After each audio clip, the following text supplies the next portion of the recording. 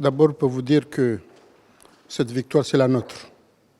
Nous sommes fiers, les Comores, d'être parmi les premiers à toujours appuyer le Maroc pour effectivement retrouver sa souveraineté. Donc le Maroc et les Comores sont unis depuis belle lurette, mais aussi, malheureusement, ce contexte fait qu'on soit ensemble.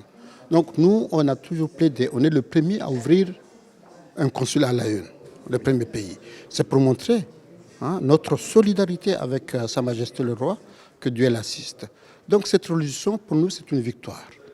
Et nous espérons que le combat que Sa Majesté a mené pour essayer de faire un consensus mondial autour de lui, effectivement, va se concrétiser le plus tôt possible, parce que l'émergence du Maroc, la place du Maroc depuis belle lurette, et surtout maintenant, tout ce qu'on constate, il a besoin d'une paix durable pour pouvoir effectivement contribuer au développement du continent africain. La bataille du climat pour les îles Comores, comment elle va se dérouler dans l'avenir?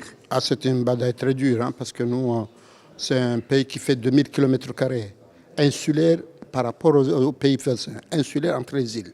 Donc effectivement, nous vivons effectivement les conséquences du climat, la montée des eaux, l'effondrement des montagnes. Donc effectivement, nous sommes dans le débat, parce que comme on le dit, il y en a qui ont pollué l'environnement et c'est nous qui payons les prix.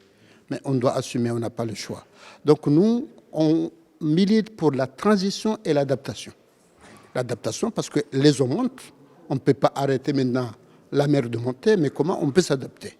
La transition, effectivement, il va falloir effectivement qu'on mette qu'on toute la page du fossile, mais on doit vivre avant tout ça. Donc c'est pourquoi nous, dans notre pays, nous avons mis en place un système d'énergie renouvelable à base du soleil, à base de géothermie, mais pendant ce temps-là, nous utilisons le thermique, tout en espérant qu'un moment viendra où effectivement on va tourner le dos par rapport à ce problème de fossiles. Un petit mot sur la coopération avec le Maroc. Oui.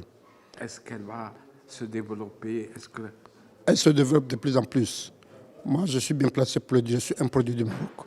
Merci. Donc effectivement, aux Comores, il y a beaucoup de leaders politiques, institutionnels, qui ont fait les études au Maroc. Donc nous sommes fiers de cette coopération qui a toujours continué jusqu'alors. Nous avons une ambassade ici. On a une ambassade ici avec le consulat qu'on a vers la Une, qui fait un bon travail. Le Maroc aussi, il a une ambassade en Moroni. Donc on coopère d'une façon à ce qu'effectivement cette coopération puisse faire bénéficier à nos deux pays, à nos deux peuples.